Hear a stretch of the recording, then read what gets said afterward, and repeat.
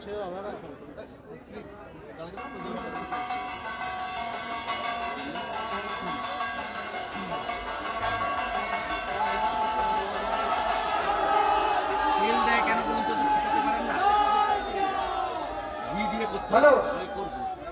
আজকে আমাদের পূর্ব নির্ধারিত শোভাযাত্রা এইমাত্র শেষ হয়েছে। আপনারা আমাদের শ্যামপুরের সনাতনী মানুষজন যার বার্তা, যার কথা শোনার জন্য অধীর আগ্রহে অপেক্ষা করে ছিলাম, আমরা আছি। মাননীয় শুভেন্দু অধিকারী মহাশয় আমাদের মধ্যে উপস্থিত হয়েছেন। আমরা ওনার মূল্যবান কথা অবশ্যই শুনব। মাননীয় সম্মানীয় শুভেন্দু অধিকারী মহাশয়কে মঞ্চে আসার জন্য আহ্বান জানাচ্ছি।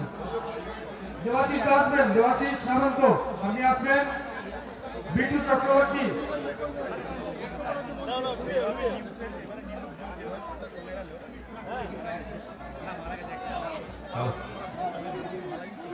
আজকে আমাদের পরম সৌভাগ্য ভগবান শ্রী রামচন্দ্রের আজকে জন্ম জয়ন্তীতে আমাদের সম্মানীয় হিন্দু নেতা আমাদের বাংলা মায়ের জামাল ছেলে আজকে শুভেন্দু মহাশয়কে আজকে আমাদের এই সমারোহ কার্যক্রমে কিছু বলার জন্য আগ্রহ করছি।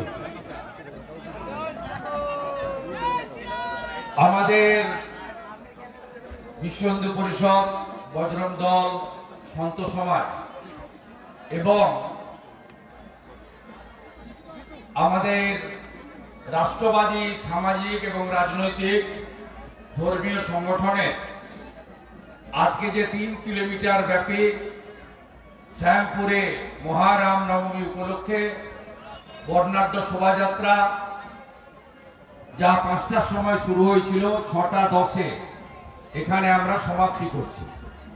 আমরা দীর্ঘ বক্তব্য রাখতে চাই না। আমি এখানে সনাতনী হিসেবে যোগ দিয়েছি।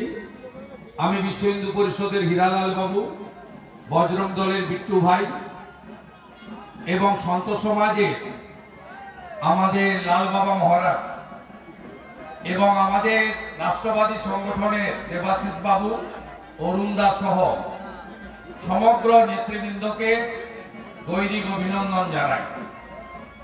আপনারা গতকাল দেখেছেন মহারাম নবমী উপলক্ষে গোটা পশ্চিমবঙ্গে বিশ্ব হিন্দু পরিষদ এবং শ্রীরাম নবমী উৎসব কমিটি দ্বারা কুচবিহার থেকে কাকদ্বীপ, দার্জিলিং থেকে দীঘা প্রায় 2 কোটির বেশি সনাতনী রাস্তায় নেমেছিলেন। আপনাদের মিছিলের দীর্ঘ পথ যেমন 2 কিলোমিটার ব্যাপী ছিল, তেমনি কোচবিহারে 4 কিলোমিটার, উত্তর দিনাজপুরের ঈশ্বরপুরে 6 কিলোমিটার, শিলিগুড়িতে 5 কিলোমিটার, পুরুলিয়াতে 5 কিলোমিটার, আসানসোলে 5 কিলোমিটার, রানীগঞ্জে 5 কিলোমিটার, কলকাতাতেও আমি নিজে রামলীলা ময়দান, খিদিরপুর বন্দর বড় বড় কর্মসূচিতে অংশগ্রহণ করেছি। মানুষের উৎসাহ, বিশেষ করে সনাতনীদের এবারের উৎসাহ ছিল চোখে পড়ার মতো। এর কারণ হলো বাংলাদেশে হিন্দুদের উপর অত্যাচারে ওপারে যাহা ইউনুস, এপারের তাহা মমতা। ওপারে চিন্ময় কৃষ্ণ প্রভু জেলে, এপারে হিরণময় প্রভুর জটা কাটা হয়। এই হচ্ছে বাংলার অবস্থা। সাধু সন্তদেরও জটার নিরাপত্তা নেই। এই জায়গায় দাঁড়িয়ে সমগ্র হিন্দু সমাজ 500,000-এর লোভে আর বিভক্ত হতে রাজি নয়। সমগ্র হিন্দু সমাজ জাতপাতের ভিত্তিতে ব্রাহ্মণ, ক্ষত্রিয়, বৈশ্য, শূদ্র বিভক্ত হতে রাজি নয়। সমগ্র হিন্দু সমাজ নিজের নিজের পথকে বজায় রেখে তারা বিভক্ত হতে রাজি নয়। ঐক্যবদ্ধ হিন্দু সমাজ, সংঘবদ্ধ শক্তি কালকে রামনবমীতে বাংলা দেখেছে। এই উৎসব চলবে। আজ যেমন শ্যামপুরে হলো, বহু জায়গায় হচ্ছে, আগামীকালও আমার এগরাতে আছে, যেখানে গত বছর রামনবমীতে জিহাদিরা পাথর ছুঁড়েছিল। এইভাবে 12 তারিখ বজরংবলী হনুমান জয়ন্তীর দিন এই কর্মসূচি, এই অনুষ্ঠান শেষ হবে। আপনারা সর্বত্র বাড়িতে ধ্বজ তুলুন, জয় শ্রীরাম বলুন, পবিত্র পরিবেশ তৈরি করুন, ঐক্যবদ্ধ হতে হবে আমাদের। আমি আপনাদের এখানে শ্যামপুরে 2024-এ দশেরা বিজয়া দশমীর দিন অন্যায়ভাবে মা দুর্গার মূর্তিগুলো ভাঙা হয়েছিল। পুলিশ পালিয়ে গেছিল 3 ঘন্টা, জিহাদিদের দখলে গেছিল শ্যামপুর, দোকান ভাঙা হয়েছে, স্কুলও ছাড় পায়নি। 5টা মূর্তিকে ভেঙে আমাদের মায়ের অপমান করা হয়েছে বাঙালি হিন্দুদের। আমি অনেক চেষ্টা করে লড়াই করে 5-6 দিন পরে প্রবেশ করার সুযোগ পেয়েছিলাম এবং প্রতিবাদ রেখে গেছিলাম। সেদিন আমি বলে গেছিলাম আমি কয়েকদিনের মধ্যে আসবো, প্রতিবাদ সভা করব। শ্যামপুরের মাঠ আমাদের দেওয়া হয়নি। আমরা অন্য জায়গার মাঠ অনুমতি নিয়ে হাইকোর্ট থেকে পারমিশন নিয়ে প্রতিবাদ সভা করে গেছিলাম। সেদিন আমি ঘোষণা করেছিলাম রামনবমীর উৎসবে শ্যামপুরে সনাতনের সেবক শুভেন্দু অধিকারীকে আপনারা পাবেন।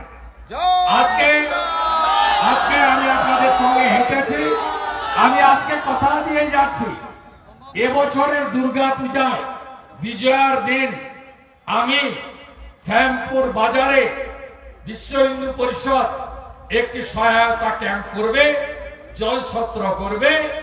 আমি সেখানে আসব, জল খাইয়ে শুভেচ্ছা দিয়ে তারপরে প্রস্থান করব। আমি কথা দিয়ে গেলাম। এটা সাধু সন্ত সমাজের বাংলা, স্বামী বিবেকানন্দের বাংলা, যিনি বলেছিলেন গর্ব করে বলো আমি হিন্দু। আপনারা ঐক্যবদ্ধ আছেন? রাজনীতির ঊর্ধ্বে উঠে সব হিন্দু এক হবেন। এই লড়াই টিকে থাকার লড়াই নয় বন্ধু, অস্তিত্ব রক্ষার লড়াই। আমরা এই সরকারকে ধিক্কার জানাই।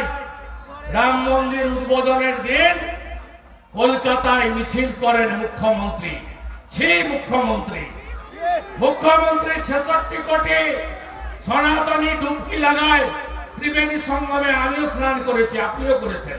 যে যাননি জল পেয়েছেন, মাথায় এনে ছিটিয়ে দেওয়া হয়েছে। 66 কোটি হিন্দু স্নান করার পরে বিধানসভায় বলা হয় এটা মহাকুম্ভ নয়, মৃত্যুকুম্ভ।